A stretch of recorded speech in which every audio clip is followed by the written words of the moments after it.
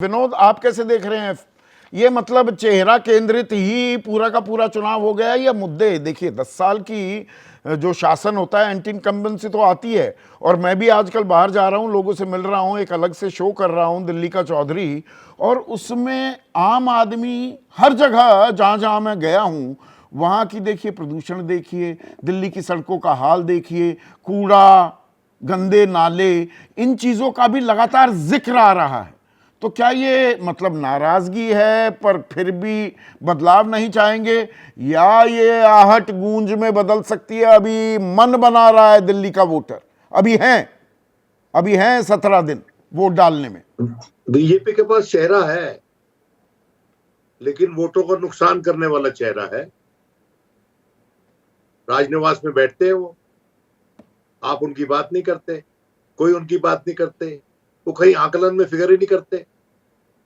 लेकिन उनका बड़ा हिस्सा है गवर्नेंस में, दिल्ली में उनकी बात होती है। और जब जाके वोट मांगने के लिए आम आदमी पार्टी इस बात का हवाला देते हैं कि उनके रास्ते में रोड़े अटकते हैं, इम्पेडिमेंट्स क्रिएट किए जाते हैं, तो लोगों को जचती है वो बात। लोग ये बात मानते हैं एक हद तक।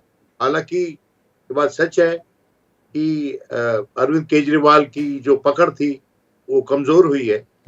लेकिन जैसे संजय जी बोल रहे थे, संजय जी ने अभी भी 50% वोट दिया है उनको। वो कह रहे 4-5% कम हो जाएगा, तो 20 में 54% था वोट आम आदमी पार्टी का, if I am not wrong. हाँ। तो अगर उस एक पार्टी, हाँ, 50 या 48 तक वो कह रहे हैं जा सकता है, तो 48 और 40-41 बीजेपी, तो भी 7% का डिफरेंस बहुत बड़ा होता है। हाँ, तो 29 तक लाना पड़ेगा अगर आम आदमी पार्टी को हराना है या हंग असेंबली क्रिएट करनी है, जो कि 2013 में हुआ था। वहां तक तो बात नहीं पहुंचती। तो एंटी इनकम्बेंसी बीजेपी के खिलाफ है कि बीजेपी केंद्र में है। जब शीला दीक्षित जी हारी थी तो हम लोग लगातार लिखते थे double anti incumbency, double anti incumbency, केंद्र की एंटी इनकम्बेंसी, स्टेट गवर्नमेंट की एंटी इनकम्बेंसी। वो शायद बीजेपी में लागू नहीं होती, कम से कम चर्चाओं में तो लागू नहीं होती। पर यहां पर एक और पेंच है विनोद, और थोड़ा सा आप इसका विश्लेषण कीजिए।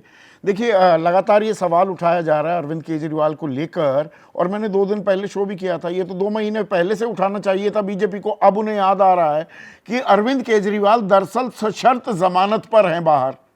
वो सचिवालय नहीं जा सकते, वो मुख्यमंत्री के दफ्तर नहीं जा सकते, सरकारी फाइल पर साइन नहीं कर सकते, अधिकारियों से नहीं मिल सकते। तो क्या दिल्ली वासियों में एक ये असमंजस भी है कि भाई अरविंद केजरीवाल तो मुख्यमंत्री बन नहीं पाएंगे, तो हम आम आदमी पार्टी को वोट क्यों करें? ये जब ऐसा कोई असमंजस दिल्ली वालों में ऐसा कोई असमंजस नहीं है। आप भी बात करते हैं, मैं भी बात करता हूं। पॉलिटिक्स जो होता है ना, वो डिफेक्टो होता है, डिजोरे नहीं होता। बिना मुख्यमंत्री हुए भी निभाता है आदमी मुख्यमंत्री का कर्तव्य। आज के दिन भी लोग आतिशी को देखते हैं वो मुख्यमंत्री के तौर पर, और शायद दोबारा भी वही बने, लेकिन उनके पीछे जो पावर सेंटर होगा वो अरविंद केजरीवाल ही होगा।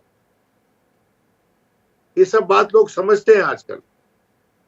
अब जैसे देख लीजिए कि किसी भी पार्टी का अध्यक्ष जो सत्तारूढ़ पार्टी है, मैं बीजेपी का ही मिसाल दे देता हूं, तो असली पावर कौन है? नड्डा साहब तो नहीं है। नड्डा साहब के पीछे जो लोग उनको समर्थन कर रहे हैं, जिनके पास केंद्र में सत्ता है, real power rest with them. तो ये बात लोग समझते हैं आजकल कि ओहदे से पावर नहीं मिलती, पावर बिना ओहदे के ही होती है और डिफेक्टो होती है। और आपने देखा होगा क्या कहते हैं, और कई प्रदेशों में, अब जैसे नीतीश जी हैं, नीतीश जी मुख्यमंत्री हैं, लेकिन नीतीश जी की तबीयत ठीक नहीं रहती है, तो सत्ता किसके हाथ में है? सत्ता बीजेपी के हाथ में है वहां बिहार में। ये सच है, कोई बात नहीं करता। तो इसलिए हम ईमानदारी से डिस्कशन करें। आज के दिन मेरी नजर में आम आदमी पार्टी को बढ़त है, और अनुपात में हो सकता है बीजेपी बेहतर कर ले पहले से। और कांग्रेस पार्टी जो है वो लड़ रही है दलित, आपने सही फरमाया, दलित और मुस्लिम वोट के लिए।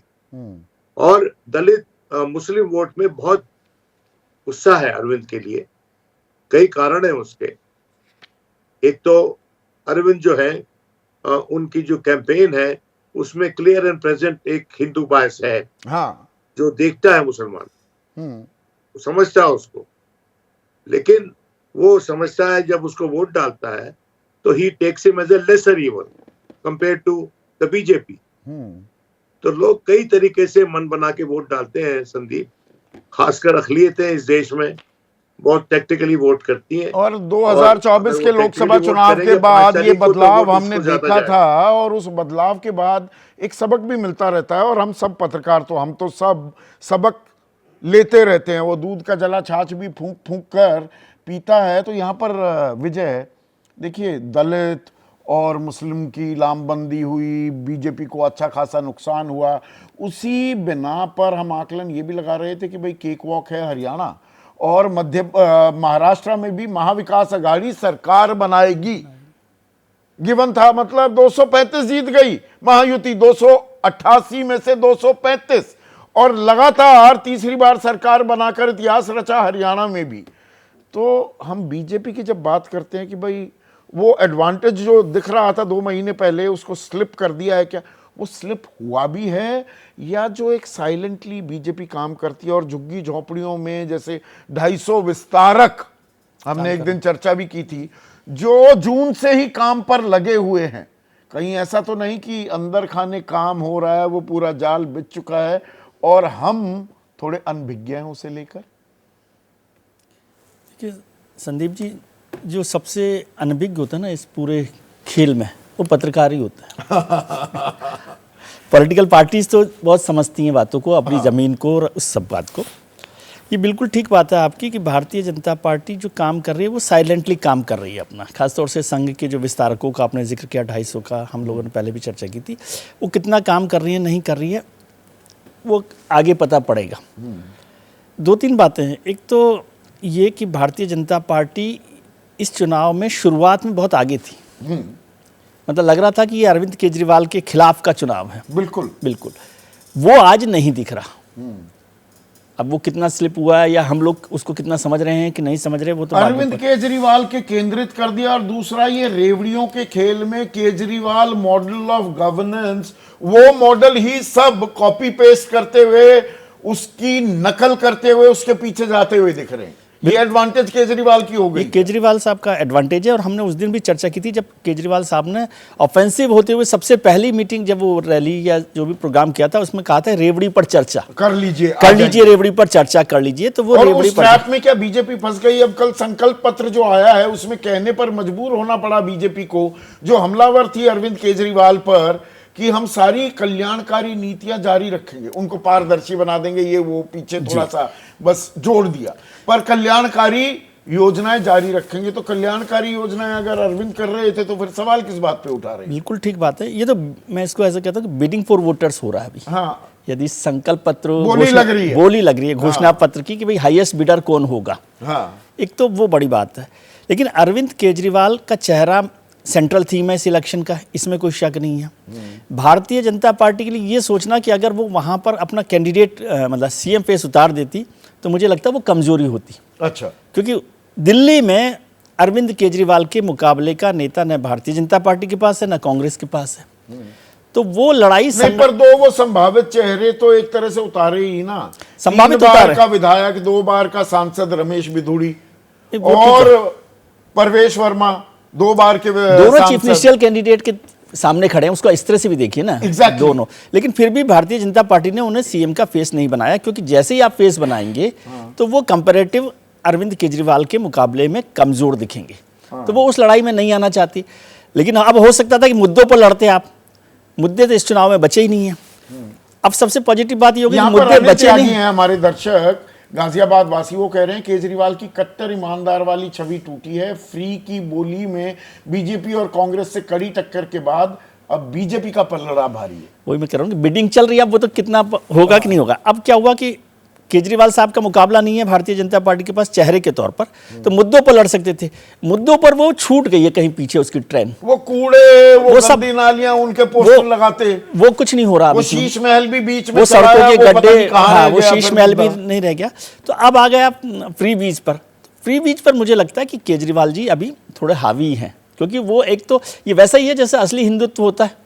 असली हिंदुत्व पर आप तो वो तो बीजेपी के साथ BJP जाएंगे तो वो बीजेपी के BJP पास का होगा। USC है। तो फ्री बीज जो है वो वो अरविंद ये केजरीवाल का मॉडल हो गया। केजरीवाल का मॉडल हो गया, इसलिए वो बहुत कमजोर स्थिति में नहीं है। रही बात, एक बात समझनी चाहिए जो मुझे लग रही है आज की तारीख में, कि ये बाईपोलर इलेक्शन है। कांग्रेस इस चुनाव में है ही नहीं। मुझे आज भी नहीं लग रहा कि कांग्रेस को इसमें है। आप इसको ये एडवांटेज आम आदमी पार्टी हो ये जाता है। एडवांटेज आम आदमी पार्टी को है। और कांग्रेस जो डबल माइनॉरिटी डिजिट्स में जाती तो बीजेपी की बातें खिलती। तब होता, और माइनॉरिटी वोट जो है उसको तय करना है कि वो अरविंद केजरीवाल जी को बड़ा दुश्मन मानती है या भारतीय जनता पार्टी को।